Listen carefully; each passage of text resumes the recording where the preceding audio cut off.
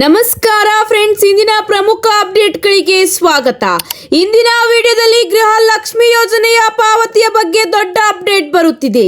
ಇದೇ ರೀತಿ BPL ration ಕಾರ್ಡ್ದಾರರಿಗೆ ಮಹತ್ವದ ಮಾಹಿತಿಯ ಜೊತೆಗೆ ಎಲ್ಪಿಜಿ ಗ್ಯಾಸ್ ಸಿಲಿಂಡರ್ ಕುರಿತು ಹೊಸ ಅಪ್ಡೇಟ್. ಇದೇ ರೀತಿ ಚಿನ್ನ ಮತ್ತು ಬೆಳ್ಳಿ ದರದ ಬಗ್ಗೆ ಸಂಪೂರ್ಣವಾದ ಮಾಹಿತಿ ನೋಡೋಣ. ಈ ಒಂದು ವಿಡಿಯೋನ ಕೊನೆವರೆಗೂ ನೋಡಿ. ಮಾಹಿತಿ ಇಷ್ಟವಾದಲ್ಲಿ ಲೈಕ್ ಮತ್ತು ಶೇರ್ ಮಾಡುವುದನ್ನು ಕೂಡ ಮರೆಯಬೇಡಿ. ಹಾಗಾದ್ರೆ ಬನ್ನಿ ವೀಕ್ಷಕರೇ, ಮೊದಲನೆಯ ಒಂದು ಟಾಪ್ ಅಪ್ಡೇಟ್ ಏನೆಂದು ನೋಡೋಣ. ಗೃಹಲಕ್ಷ್ಮಿ ಯೋಜನೆಯ 2,000 ರೂಪಾಯಿ ಹಣ ಈಗ ಜೂನ್ ತಿಂಗಳ ಪಾವತಿ ಹಂತ ಹಂತವಾಗಿ ಫಲಾನುಭವಿಗಳ ಖಾತೆಗೆ ಜಮೆಯಾಗುತ್ತಿದೆ. ಸರ್ಕಾರವು ಜಿಲ್ಲಾವಾರು ಡಿಬಿಟಿ ಮೂಲಕ ಹಣ ಬಿಡುಗಡೆ ಮಾಡುತ್ತಿರುವುದರಿಂದ ಎಲ್ಲರಿಗೂ ಒಂದೇ ದಿನ ಹಣ ಬರದೇ ಇರಬಹುದು. ಆದರೆ ಸಾಮಾನ್ಯವಾಗಿ ಈಗ ಹಣ ವರ್ಗಾವಣೆಯಾಗುತ್ತಿದೆ ಎಂಬ ಮಾಹಿತಿ ಲಭ್ಯವಾಗಿದ್ದು ಶೀಘ್ರದಲ್ಲೇ ಫಲಾನುಭವಿಗಳ ಖಾತೆಗೆ ಹಣ ಸೇರಲಿದೆ. ಕೆಲ ಫಲಾನುಭವಿಗಳಿಗೆ ಆಧಾರ್ ಬ್ಯಾಂಕ್ ಲಿಂಕ್ ಇರುವುದಿಲ್ಲ, ಬ್ಯಾಂಕ್ ಕೆವೈಸಿ ಪೂರ್ಣಗೊಳ್ಳದಿರುವುದು ಅಥವಾ ರೇಷನ್ ಕಾರ್ಡ್ ಮಾಹಿತಿಯಲ್ಲಿ ಬದಲಾವಣೆ ಆಗಿರುವ ಕಾರಣ ಹಣ ಬರುವುದು ವಿಳಂಬವಾಗಬಹುದು. ಆದ್ದರಿಂದ ನಿಮ್ಮ ಬ್ಯಾಂಕ್ ಖಾತೆ ಮತ್ತು ಆಧಾರ್ ಲಿಂಕ್ ಸರಿಯಾಗಿದೆ ಎಂಬುದು ಒಮ್ಮೆ ಪರಿಶೀಲಿಸಿಕೊಳ್ಳಿ. ಇದೇ ಅಷ್ಟೇ ಅಲ್ಲ, ಗೃಹಲಕ್ಷ್ಮಿ ಯೋಜನೆಗೆ ಸಂಬಂಧಿಸಿದಂತೆ ಈಗ ಮತ್ತೊಂದು ಅಪ್ಡೇಟ್ ಬರುತ್ತಿದೆ. ಹೌದು ವೀಕ್ಷಕರೇ, ಗೃಹಲಕ್ಷ್ಮಿ ಯೋಜನೆಯ ಹಣ ಮೃತರು ಸೇರಿದಂತೆ ಅನರ್ಹ ಫಲಾನುಭವಿಗಳ ಖಾತೆಗೆ ಬರೋಬ್ಬರಿ 116 ಕೋಟಿ ರೂಪಾಯಿ ಜಮೆಯಾಗಿರುವುದು. ಹೌದು ವೀಕ್ಷಕರೇ, ಈಗಾಗಲೇ ಸರ್ಕಾರ ವಸೂಲಾತಿ ಕೂಡ ಮಾಡಲಾಗುತ್ತಿದೆ ಎಂಬ ಮಾಹಿತಿ ತಿಳಿದು ಬಂದಿದೆ. ಹೌದು, ಹಣ ದುರ್ಬಳಕೆಯಾಗಿದ್ದು ಈಗ ಫಲಾನುಭವಿಗಳಿಂದ ಹಣ ವಾಪಸ್ ಪಡೆಯಲಾಗುತ್ತಿದೆ ಎಂಬ ಮಾಹಿತಿ ಈಗ ಲಭ್ಯವಾಗಿದೆ. ಹೌದು ವೀಕ್ಷಕರೇ, ಇದೇ ಅಷ್ಟೇ ಅಲ್ಲ, ನಾಳೆಯಿಂದ ಮನೆ ಮನೆಗೆ ಅಂಗನವಾಡಿ ಕಾರ್ಯಕರ್ತರು ಭೇಟಿ ನೀಡಿ ಮರು ನೋಂದಣಿ ಕೂಡ ಮಾಡಲಿದ್ದು ಫಲಾನುಭವಿಗಳು ಅಧಿಕಾರಿಗಳಿಗೆ ಅಗತ್ಯದ ದಾಖಲಾತಿಗಳನ್ನು ನೀಡಿದರೆ ಅಂಗನವಾಡಿ ಕಾರ್ಯಕರ್ತರು ತಮ್ಮ ಮೊಬೈಲ್ನಲ್ಲಿರುವ ಆಪ್ ಮೂಲಕ ನಿಮ್ಮ ಎಲ್ಲಾ ದಾಖಲಾತಿಗಳನ್ನು ಭರ್ತಿ ಮಾಡುವ ಮೂಲಕ ಮತ್ತೊಮ್ಮೆ ನೋಂದಣಿ ಮಾಡುತ್ತಾರೆ. ಇದರಿಂದ ನಿಮ್ಮ ಖಾತೆಗೆ ಯಾವುದೇ ತೊಂದರೆ ಇಲ್ಲದೆ ಮುಂದಿನ ತಿಂಗಳಿಂದ ಹಣ ವರ್ಗಾವಣೆಯಾಗುತ್ತದೆ. ಹೌದು ವೀಕ್ಷಕರೇ, ಇದೇ ಅಷ್ಟೇ ಅಲ್ಲ, ಈಗ ಮತ್ತೊಂದು ಅಪ್ಡೇಟ್ ಏನೆಂದರೆ ಗೃಹಲಕ್ಷ್ಮಿ ಹಣವನ್ನು ಫಲಾನುಭವಿಗಳ ಬ್ಯಾಂಕ್ ಖಾತೆಗೆ ಡಿಬಿಟಿ ಮೂಲಕ ಜಮಾ ಮಾಡುವ ಪ್ರಕ್ರಿಯೆ ಮುಂದುವರೆಯಲಿದೆ. ಹಣ ಜಮಾ ಮಾಡುವುದನ್ನು ಯಾವುದೇ ಕಾರಣಕ್ಕೂ ನಿಲ್ಲಿಸುವುದಿಲ್ಲ ಎಂದು ಸರ್ಕಾರ ಕೂಡ ಸ್ಪಷ್ಟಪಡಿಸಿದೆ.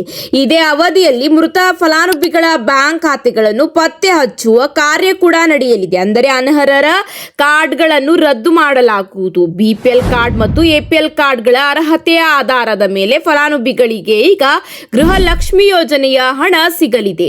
ಒಂದು ವೇಳೆ ಅನರ್ಹರಾಗಿದ್ದರೆ ಅವರ ಕಾರ್ಡ್ಗಳನ್ನು ರದ್ದು ಮಾಡಲಾಗುವುದು. ನೀವು ಅರ್ಹರಾಗಿದ್ದರೆ ನಿಮಗೆ ಯಥಾಸ್ಥಿತಿಯಂತೆ ಖಾತೆಗಳಿಗೆ 2,000 ರೂಪಾಯಿ ವರ್ಗಾವಣೆಯಾಗಲಿದೆ. ಇದರ ಜೊತೆಗೆ ಮುಂದಿನ ಒಂದು ಅಪ್ಡೇಟ್ ಏನೆಂದು ನೋಡೋಣ ಬನ್ನಿ ವೀಕ್ಷಕರೇ. ಇದೀಗ ಬಿಪಿಎಲ್ ರೇಷನ್ ಕಾರ್ಡ್ ಕುರಿತು ಮಾಹಿತಿ ಬಂದಿದೆ.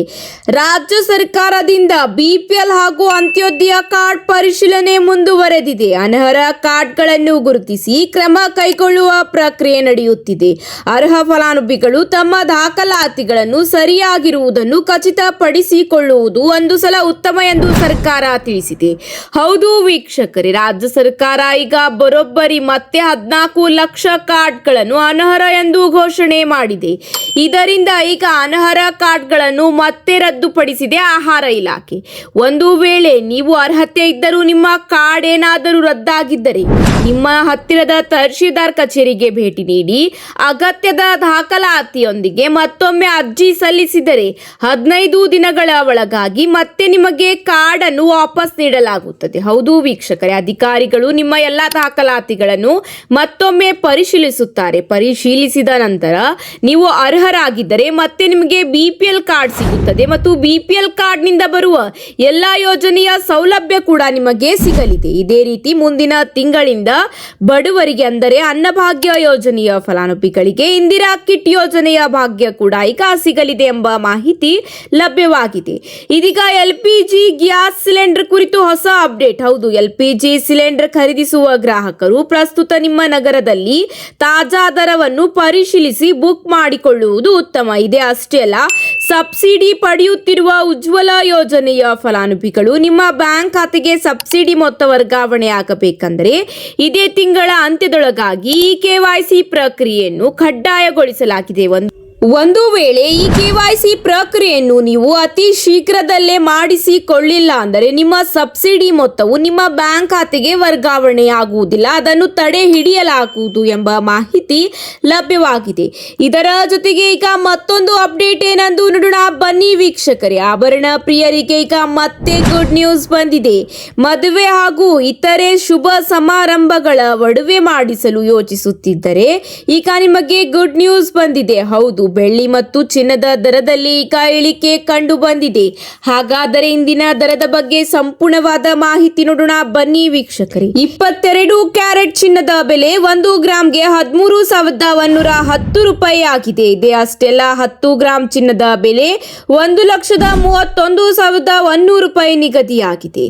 ಇದೇ ರೀತಿ ಇಂದು 24 ಕ್ಯಾರೆಟ್ ಚಿನ್ನದ ಬೆಲೆ ಎಷ್ಟಿದೆ ಎಂಬ ಮಾಹಿತಿ ನೋಡೋಣ.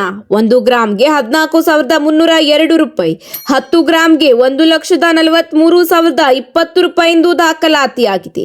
18 ಕ್ಯಾರೆಟ್ ಚಿನ್ನ 1 ಗ್ರಾಂಗೆ 10,727 ರೂಪಾಯಿ ಆಗಿದ್ದು 10 ಗ್ರಾಂಗೆ 1,07,270 ರೂಪಾಯಿ ಎಂದು ದಾಖಲಾತಿಯಾಗಿದೆ. ಹೌದು ವೀಕ್ಷಕರೇ, ಇಂದು ದರ ಇಳಿಕೆಯಾಗಿದೆ ಎಂಬ ಮಾಹಿತಿ ಲಭ್ಯವಾಗಿದೆ.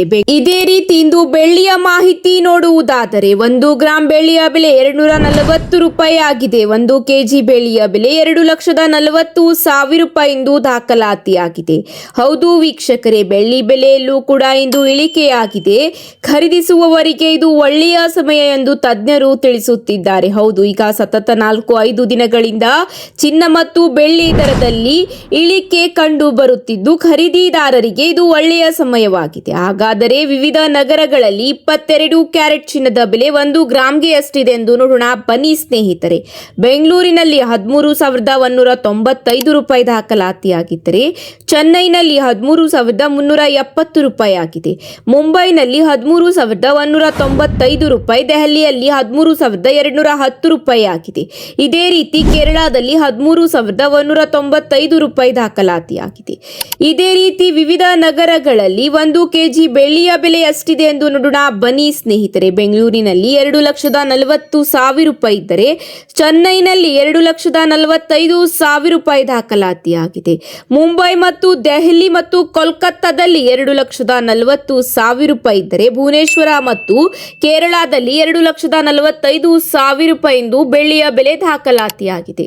ಇವತ್ತಿಗೆ ಇಷ್ಟೇ ವೀಕ್ಷಕರೇ, ಮತ್ತೆ ಸಿಗೋಣ ಹೊಸ ಅಪ್ಡೇಟ್ ಜೊತೆಗೆ. ಈ ಒಂದು ಮಾಹಿತಿ ನಿಮಗೆ ಇಷ್ಟವಾದಲ್ಲಿ ಲೈಕ್ ಮಾಡಿ ಹಾಗೂ ನಿಮ್ಮ ಎಲ್ಲ ಸ್ನೇಹಿತರ ಜೊತೆಗೆ ಶೇರ್ ಮಾಡುವುದನ್ನು ಕೂಡ ಮರೆಯಬೇಡಿ.